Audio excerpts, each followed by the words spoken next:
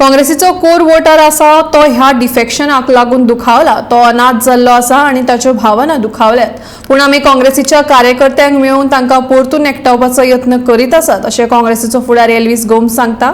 तशेंच 8 डिफेक्टर्स गेल्यात खरे, पूण तांची पाळामुळां अजून आसात आनी हो डिफेक्शनाचो ट्यूमर काँग्रेसींतल्यान काडून उडोवपा खातीर मायक्रो सर्जरीची गरज आसा, अशेंय एल्विस म्हणटा। आता पळय थोडे गेल्या तितून तेय शामील असले। काँग्रेस ड्युली इलेक्टेड गव्हर्नमेंट ताणें उडयलो सकल आनीक मागीर आतां आमी गेल्ले खेपेक 10 जाण गेले म्हणटा, 10 काय 15 जाण गेले।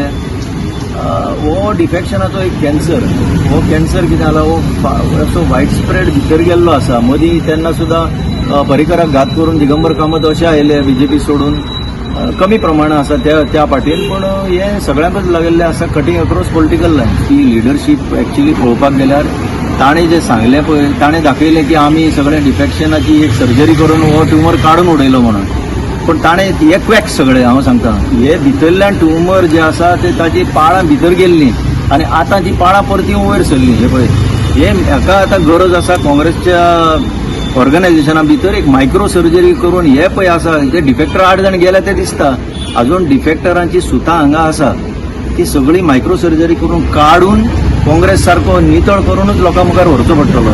इतलें सांगपाचें आहा की काँग्रेसचो जो कोर वोटर आसा पळय तो आज दुखवला, तो अनाथ जाल्लो, तो ऑर्फन कसो जाल्लो आनी ताच्यो भावना तो व्यक्त करता आमचे कडेन। ताका आमी वचून एक्सप्लेन करता, बाबा ही परिस्थितींतल्यान कशी सुटका जातली आनी ही पळय आतां रद्दी आहा ती गेली, आतां कशें आमच्यांनी एक न्यू काँग्रेस फॉर्मेशन करूंक शकता, हें इतलेंच आमचें मिशन आनी कांय ना।